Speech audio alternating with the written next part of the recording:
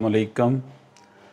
ताज़ीज़ात पाकिस्तान की दफ़ा 431 के तहत किसी भी पब्लिक गुज़रगाह, गली मोहल्ले या सड़क पर स्पीड ब्रेकर बनाना जुर्म है।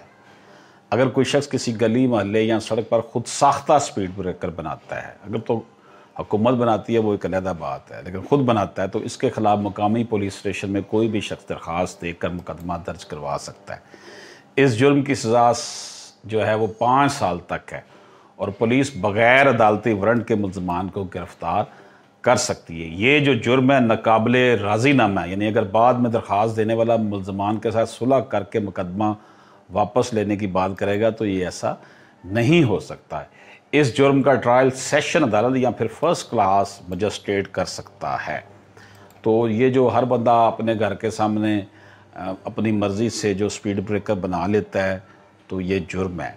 लेकिन बाज़ औक़ात गली मोहल्ले में बच्चे छोटे छोटे होते हैं, रास्ते तंग होते हैं, वहाँ पे स्पीड ब्रेकर जो है मोहल्लेदार मिलकर कोई बना लेते हैं, तो वो तो उस कम्युनिटी ने अपनी वेलफेयर के लिए किया होता है। बहरहाल इजाज़त दीजिए, अल्लाह हाफ़िज़।